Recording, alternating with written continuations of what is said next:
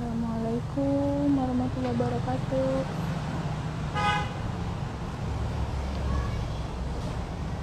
Alhamdulillahirobbilalamin.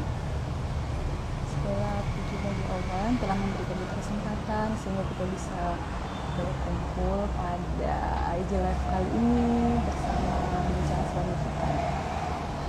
Sekarang kita coba undang dulu narasumber kita ya.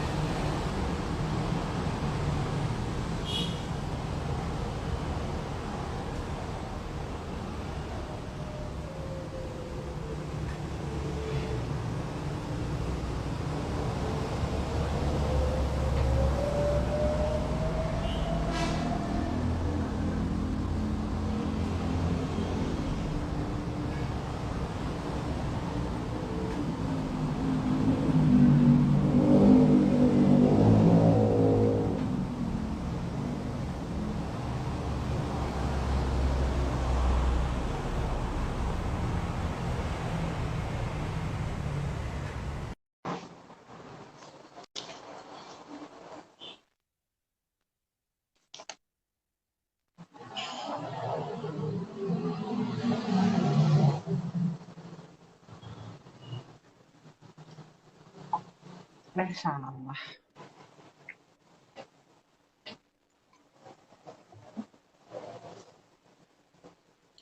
Assalamualaikum. Waalaikumsalam warahmatullahi wabarakatuh. Ririn, apa kabar? Ya, baik Mbak, Alhamdulillah, senang Alhamdulillah. sekali. Suara Ririn dengar ya Mbak? Alhamdulillah. Alhamdulillah dengar. Dengar ya Mbak ya. Oke, kita buka dulu ya Mbak. Mangga silakan sayang. Assalamualaikum warahmatullahi wabarakatuh. Alhamdulillah pada hari ini tanggal 23 Maret hari Rabu kita melanjutkan bincang dikitan. Nah, temanya kali ini tentang ibu hamil bersama narasumber kita Dr. Devi Mariska SPOG. Ya, selamat siang Dok. Mohon maaf mengganggu Siang, waktu. Ririn. Enggak, sama sekali enggak. Makasih ya udah diundang ya, Dokter Ririn. Sama-sama, Dok. Nah, judul kita kali ini adalah menjaga kesehatan ibu hamil di masa pandemi. Narasumber kita, Dr. Devi Mariska SPOG. Saya kenalin ya sedikit tentang beliau. Beliau adalah dokter di salah satu rumah sakit di Depok ya, Dok? Ya, betul, Rin. Beliau menamatkan S1-nya di UPN Jakarta dan spesialisnya di Universitas Indonesia Jakarta. Nah, udah lama banget ya Dok ya kita nggak ketemu, udah sekitar saya ada 10 tahun. Berapa ya? Kayak ya, sepertinya ya Dok. Iya, jadi Dokter Devi ini saya ketemunya waktu saya lagi koas di Rumah Sakit Zainal Abidin Banda Aceh. Beliau lagi stase luar ya Dok di Banda Aceh. Iya. Jadi beliau itu adalah salah satu PPDS yang sangat ramah dan welcome sama dokter muda, sama adik-adik koas. Terus sama perawat-perawat juga. Alhamdulillah. Dan kita bertemu lagi Dok pada hari ini ya Dok ya. Iya, Alhamdulillah. Dokter Irin sehat Dok? Keluarga sehat Dokter? Alhamdulillah sehat Dok. Alhamdulillah. Ya, mangga silakan Dokter. Iya, jadi langsung aja ya Dok ya. Nanti kalau teman-teman ada yang mau nanya bisa di kolom komentar. Nah, jadi kan kita ini judulnya menjaga kesehatan ibu hamil di masa pandemi. Jadi gimana nih Dok kiat-kiatnya Dok? Mungkin dokter bisa jelasin mengenai COVID-nya seperti apa? Ya, ini Dokter Irin sendiri pernah ini nggak Dok lulusan COVID nggak Dok? Maksudnya pernah terkena COVID nggak Dok? Alhamdulillah belum dok, suami Oh, aja. alhamdulillah. Oh, Masya Allah. Ya, baiklah. Assalamualaikum warahmatullahi wabarakatuh. Ya, terima kasih untuk keikutsertaannya. Ya, di sini kita membahas sedikit tentang COVID-19 pada kehamilan ya. Monggo nanti kalau misalnya ada yang mau berdiskusi, silakan ditulis di kolom komentar ya, Dokter Irin ya dok. Tentu saja ya, perempuan hamil itu tidak serta-merta menjadi imun atau menjadi kebal terhadap penyakit COVID-19 ini, yang kita tahu bahwa kan dia memang sih sedang dalam peralihan, ada wacana peralihan dari pandemi, yaitu yang menyerang seluruh dunia, menjadi ke endemis ya, yang terjadi di lingkup lokal atau masing-masingnya. Tapi itu kan masih wacana ya dok, belum ditegakkan gitu. Nah jadi seorang perempuan hamil itu sangat mungkin ya dapat terinfeksi virus COVID-19 gitu ya. Tentu saja dengan bertambahnya jumlah penduduk atau populasi yang terkena COVID-19 itu otomatis nanti risiko si perempuan hamil ini terkena COVID-19 juga akan lebih besar ya. Nah kemudian kalau misalnya apakah perempuan hamil itu mempunyai resiko yang lebih tinggi untuk terkena COVID-19 dibandingkan perempuan yang tidak hamil ataupun dibandingkan populasi pada secara umum, tentu saja risikonya sama ya. Risiko semua orang terkena COVID itu baik hamil maupun tidak hamil itu risikonya sama. Tapi perlu diingat itu adalah perempuan hamil itu bisa mengakibatkan ya dampak COVID-nya itu lebih berat, Dokter Irin. Dampak COVID-nya itu lebih berat ketimbang perempuan yang tidak hamil. Demikian Dokter Irin. Iya dok. Karena juga kan angka kehamilan pada masa pandemi ini meningkat ya dok ya? WFH ya dok ya? Iya. Karena WFH ya, work from home ya, iya Masya Allah Iya. sih ya dok. Oh iya, saya izin nggak pakai masker ya dok, karena saya di rumah, praktiknya di rumah. Kalau dokter Saya izinnya lagi, pakai masker ya dokter. iya, lagi Iya, jaga ya dok ya. Iya, sembari praktek ya dok, punten ya dokter. Iya, nggak masalah dok. Nah, jadi gimana nih dok, kalau ibu hamil itu apakah ada tesnya dulu? Ya, sebaiknya kita tes dulu atau bagaimana dok sebelum? Ya, jadi sebenarnya kalau untuk tesnya sendiri kan itu kita lihat dari gejala dan kontak erat ya dokter. Jadi tidak serta-merta semua perempuan, jadi tidak ada sih rules atau aturannya bahwa semua ibu hamil harus melakukan pemeriksaan misalnya setiap berapa minggu sekali atau setiap berapa bulan sekali, atau misalnya seperti pemeriksaan USG kan ada tuh rulesnya, misalnya dia setidaknya harus melakukan 4 kali pemeriksaan USG selama kehamilan. Nah tapi kalau misalnya di COVID ini tidak seperti itu dokter Irin ya. Jadi kapan kita melakukan pemeriksaan swab-nya ya atau screening COVID itu sama seperti pasien pada umumnya. Yang pertama kalau misalnya kita ada kontak erat ya. Jadi kontak erat itu apa sih? Kontak erat itu ya kalau misalnya kita melakukan komunikasi dengan pasien ya yang COVID-19 positif selama kurang lebih 10-15 menit gitu ya. Kemudian kita makan bersama ya, kan kita buka masker gitu ya dok ya.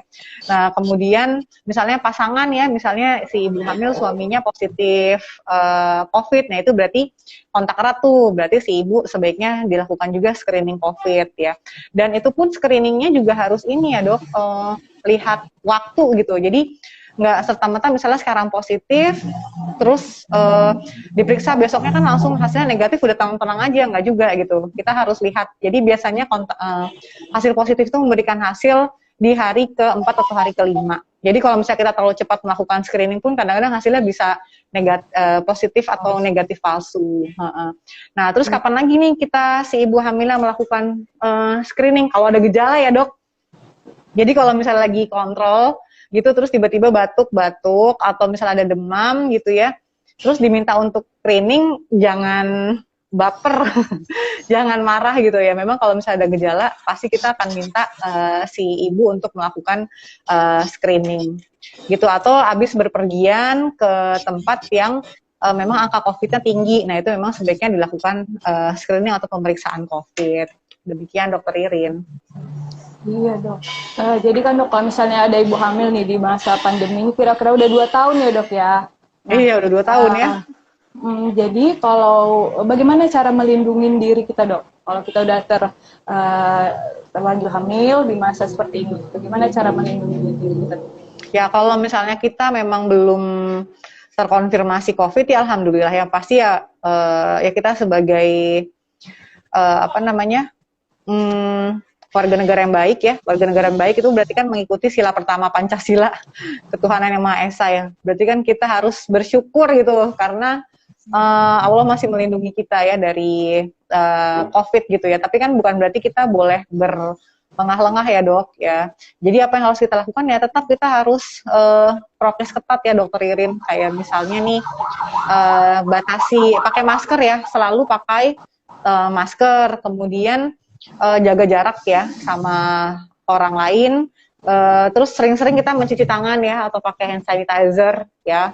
Kemudian kita menghindari kerumunan lah gitu. Kalau bisa sih, karena kan kita tahu bahwa kita sedang hamil ya, kita hindari kerumunan dan kurangi mobilitas ya. Jadi kalau misalnya nggak penting-penting amat, nggak usah pergi-pergian jauh-jauh ya. Atau misalnya bepergian yang kurang ada manfaatnya gitu ya. Kalau misalnya mau healing ya mau healing. Healing itu ada manfaatnya nggak ya? Kalau misalnya mau bepergian ya ditimbang-timbang dulu ini kira-kira bagaimana merugikan atau bermanfaat. Gitu dokter. Iya dok. Kemudian misalnya tadi kita hamil, kemudian rupanya kadarullah positif. Nah itu gimana dok? Apakah bisa langsung tertularkan ke si janin atau gimana dok? Ya, ya ini agak panjang nih dok pembahasannya. Kalau misalnya ibu hamil, kemudian dia kadarullah positif ya. Ya pertama si ibu harus menerima dulu gitu, jangan denial ya. Oh ya udah saya positif. Nah kemudian langkah selanjutnya apa? Langkah selanjutnya adalah mencari pertolongan ya dok. Maksudnya datang ke tenaga kesehatan yang tempat ibunya biasa kontrol. Ya, kemudian nanti akan dilakukan serangkaian tes untuk si ibu, untuk melihat kondisinya bagaimana nih, apakah kondisinya baik ya, ataukah kondisinya sudah masuk ke gejala yang mana? Kan gejalanya ada 3 dok, ada yang ringan, sedang, sama berat ya. Kalau misalnya dia gejala ringan, itu ataupun mungkin yang tanpa gejala ya dok, itu sih insya Allah nanti dia bisa dilakukan isolasi mandiri ya. Tapi kalau misalnya dia kalau misalnya dia masuk gejala sedang atau bahkan berat ya itu nggak bisa, itu isolasinya udah isolasi terkendali ya yang dilakukan di rumah sakit. Nah kemudian kalau misalnya nanti ternyata boleh nih isoman gitu di rumah ya berarti si ibu harus benar-benar melakukan isoman gitu ya dok. Kayak misalnya kalau bisa sih batasin kontak dengan keluarga yang lain, dan jangan lupa keluarga ataupun teman yang pernah berkontak dengan si ibu juga melakukan screening. Nah terus apakah nanti akan serta-merta menularkan ke bayinya ya? Nah karena kita tahu bahwa si COVID-19 ini kan ditimbulkan oleh si virus ya dok ya, jadi sama seperti infeksi virus lainnya. Karena ini penyakit yang relatif baru ya dokter, jadi sebenarnya data penelitiannya itu sendiri sih masih belum mumpuni ya. Jadi untuk mencapai titik kesimpulan tuh kita masih belum tegak gitu. Di Objin sendiri juga masih belum tegak. Jadi masih terlalu cepat untuk menentukan apakah ini ditularkan melewati ari-ari ya atau sawar plasenta atau tidak gitu. Meskipun kalau dari hasil penelitian sih kecenderungannya menunjukkan hasil tidak ya dok. Tapi kan kita nggak tahu karena kan dunia medis itu kan sesuatu yang selalu berkembang ya. Mungkin sekarang belum diketemukan tapi walau alam siapa tahu setahun 2 tahun yang akan datang. Begitu dokter Irin. Iya. Nah, kemudian perawatan apa yang perlu disediakan ini dok selama masa kehamilan dan persalinan selama pandemi ini dok? Oh ya oke. Jadi sebenarnya kalau apa yang perlu disiapkan sama aja sih ya dok. Maksudnya kebutuhan untuk persalinan ya. Mungkin saya mau menambahkannya jangan lupa ya ibu-ibu yang bunda-bunda sayang yang sedang hamil. Jangan lupa nih kalau misalnya persiapannya tuh banyak sekali ya dok untuk persiapan persalinan. Di antaranya itu adalah persiapan finansial nih yang suka kadang-kadang kelupaan nih ya. Persiapan finansial itu harus disiapkan apalagi di tengah pandemi seperti ini ya. Karena apa? Karena kan beberapa literatur ya dok mengatakan bahwa COVID-19 pada kehamilan itu bisa menyebabkan antara lain prematuritas ya, persalinan yang lahir lebih cepat, ataupun ketuban pecah dini dan lain-lain. Itu kan bisa menimbulkan dampak juga untuk si janin. Nah, maka dari itu persiapan finansialnya penting nih dok gitu. Bukan berarti seberapa banyak uang yang kita siapkan ya, tapi kan kita alhamdulillah ini sudah disiapkan oleh pemerintah ya dengan jaminan kesehatan. Nah itu harus diperhatikan apakah jaminan kesehatannya berlaku atau tidak. Kemudian persiapannya ya, nanti kalau misalnya tadi sudah kita bahas ya, kalau ibu hamil ya sebaiknya kurangi mobilitas ya, jangan terlalu eksis dulu. Kalau misalnya mau perlu banget healing ya, ya udah, tapi benar-benar dilihat tempatnya ya. Jadi jangan yang terlalu crowded gitu ya dok. Jadi lihat-lihat dulu tempatnya dan manfaat perginya tuh apa. Kemudian kalau nanti ternyata dedenya sudah lahir, itu sama juga dok. Kita harus kurangin kerumunan juga. Jadi itu sebaiknya sih dibatasin pengunjung ya kan. Biasanya kalau ada keluarga yang baru ya, ada dede bayi kan semuanya pasti pengen berkunjung ya, ngelihat dede bayi ya. Nah, tapi ini terutama yang Omikron ini ya, yang anak-anak itu yang terkena cukup banyak dokter Irin. Nah, itu yang menjadi concern. Jadi kalau misalnya ibu habis melahirkan ya nanti diberitahu kerabatnya gitu, dikirimin aja kadonya gitu ya. Jadi untuk sementara ketemunya online dulu, tapi jangan terlalu sering untuk bertemu secara langsung, apalagi kasihan dede bayinya. Gitu dokter. Sama suplementasi ya dok, yang penting banget tuh suplementasi ya. Meskipun kita merasa kita kondisinya fit ya, tapi kan kita nggak tahu karena virus itu kan ada di mana-mana ya dok.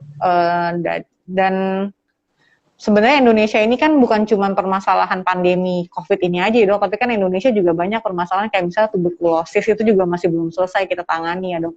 Jadi alangkah baiknya kalau kita menyiapkan diri kita dengan nutrisi yang baik ya. Kalau misalnya kita terbatas gitu ya, nggak bisa mendapatkan nutrisi yang cukup, yang baik, ya berarti multivitaminnya harus digenjot gitu dokter Irin. Iya, iya dok. Nah, kalau yang normal aja kita perlu suplemen ya dok, apalagi seperti sekarang ya dok.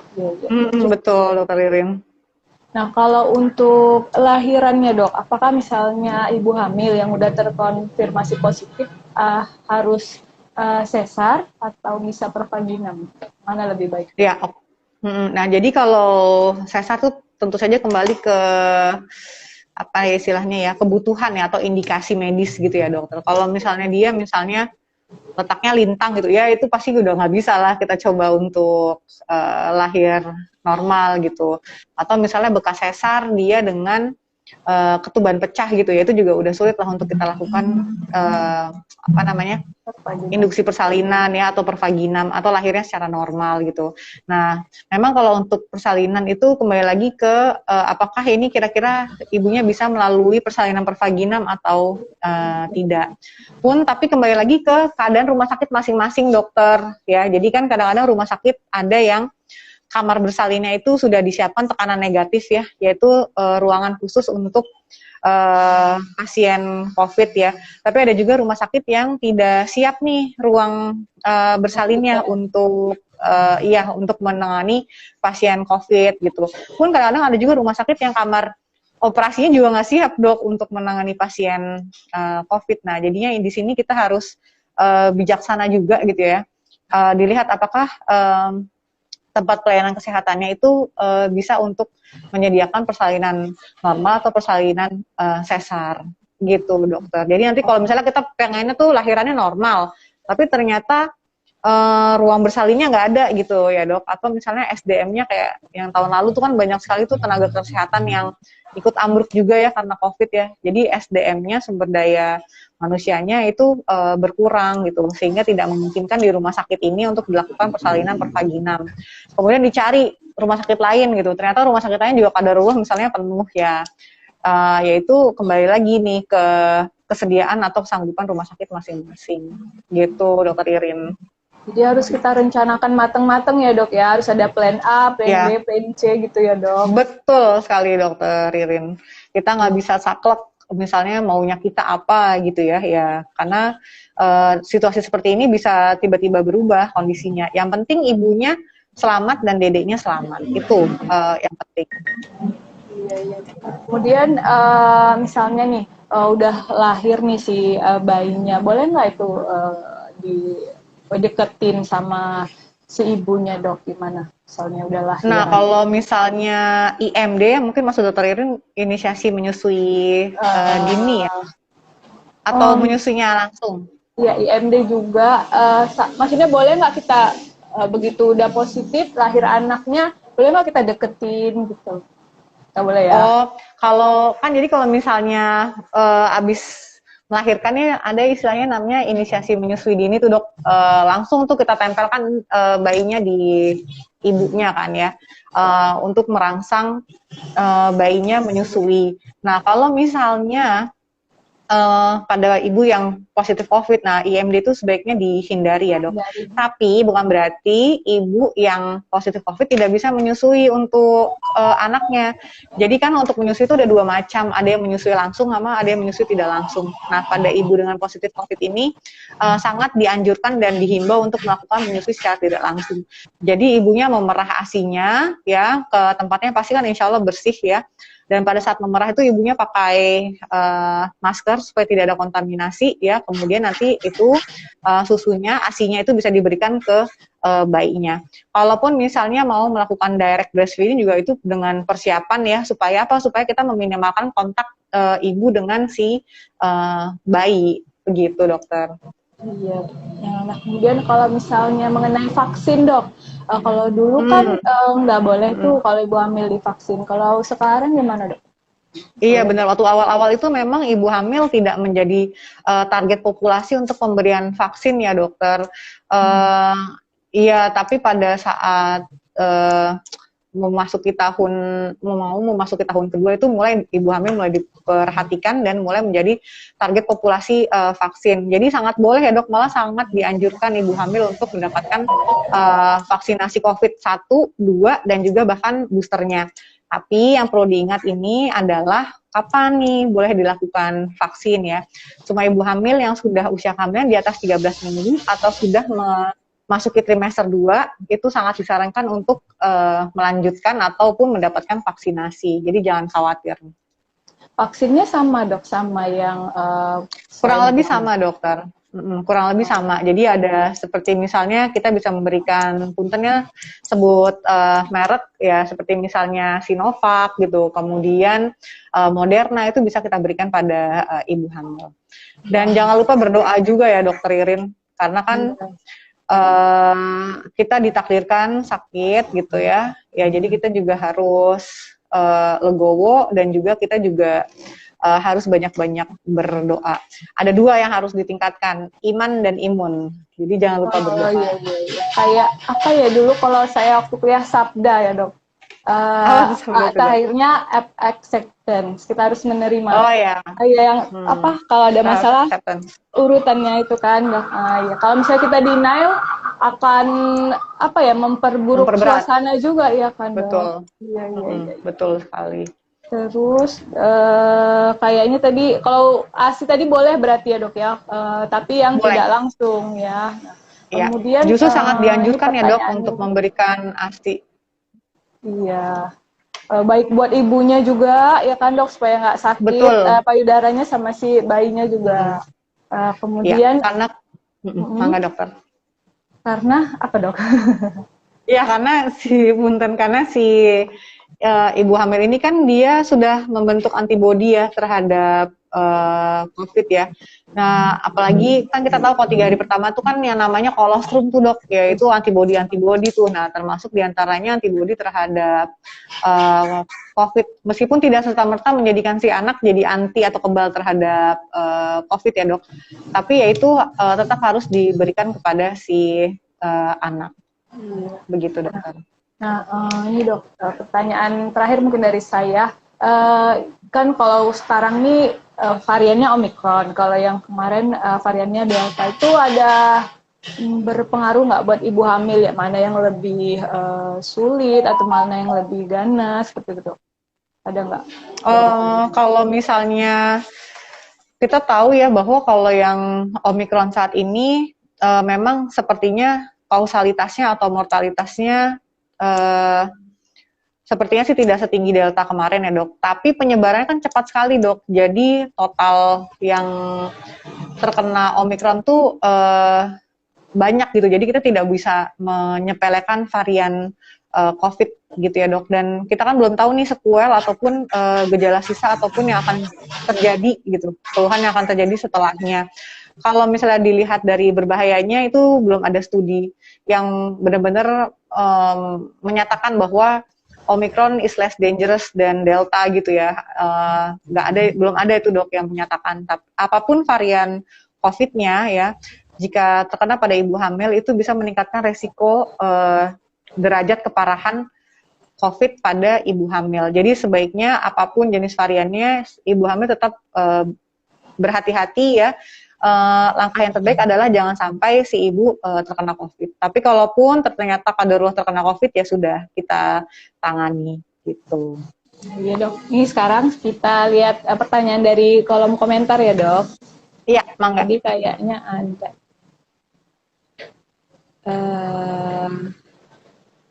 Saya lihat dari atas ya dok.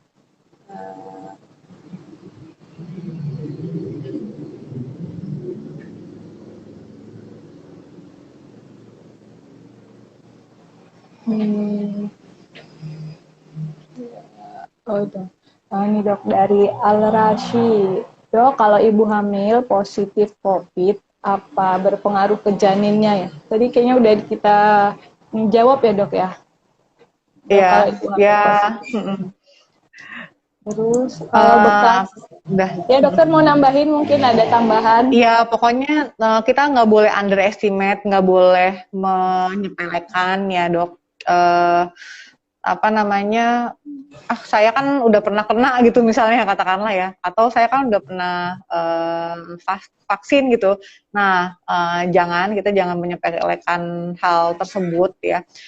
Jadi tetap resikonya tuh sama ya untuk ibu hamil, dia akan memperberat, dia akan lebih berat gejalanya pada ibu hamil dibandingkan ibu yang tidak hamil. Jadi tetap harus berhati-hati. Nah, efek pada bayi ini juga masih pengumpulan studi ya atau penelitian ya. Jadi belum bulat gitu. Tapi memang risikonya kan ini infeksi virus ya dok.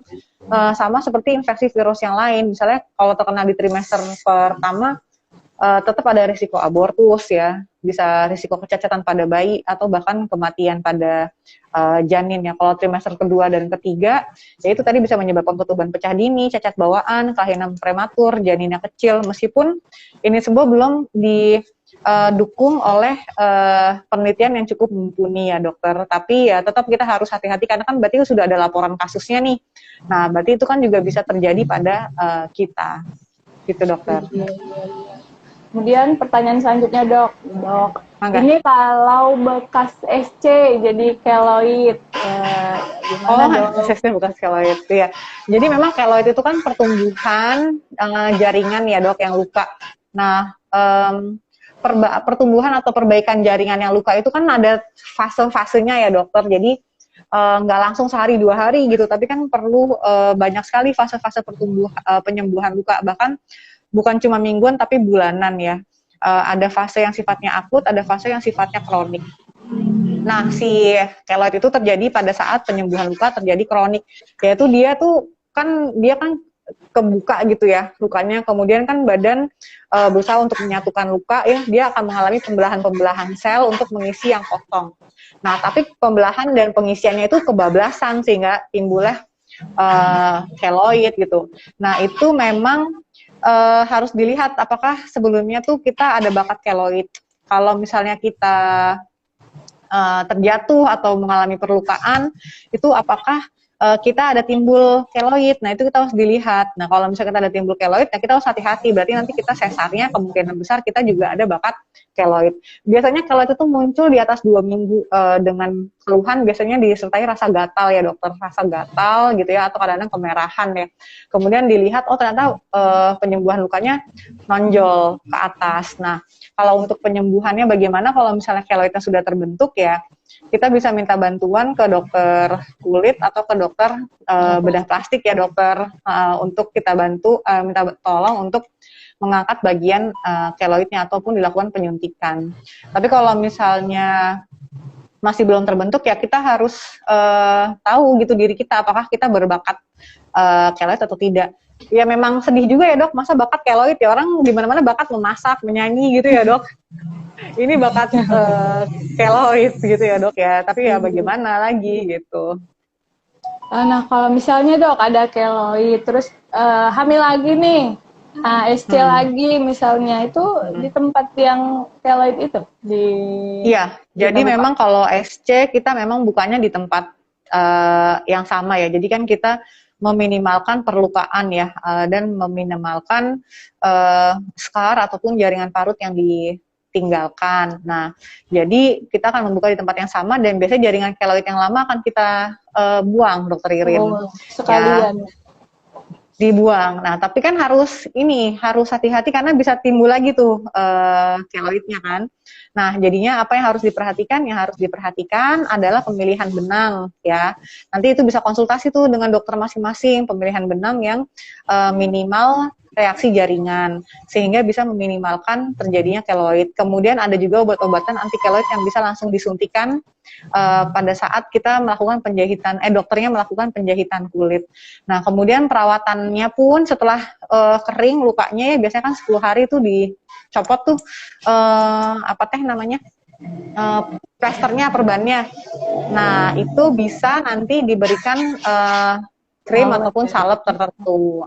Iya, betul. Meskipun tidak 100% ya. Tidak 100% bisa menghilangkan keloid ya, tapi kan kita ikhtiar dulu ya, dokter. Iya, dok. Ini pertanyaannya kayaknya sudah habis nih. Yang lain nih katanya kangen nih sama dokter Devi. Masya Allah. Kangen lagi ya. Iya. Iya.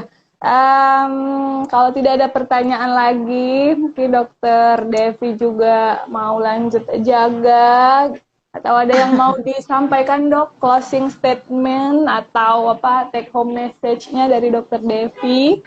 Take home message-nya ya, meskipun saat ini kita sudah mulai sepertinya penurunan angka COVID ya dok, tapi ini pun penurunannya saya juga kurang tahu nih apakah kita yang screeningnya lebih longgar ya, karena kan seperti yang kita tahu bahwa sudah tidak perlu lagi melakukan swab antigen ataupun PCR ya untuk perjalanan jarak jauh gitu ya.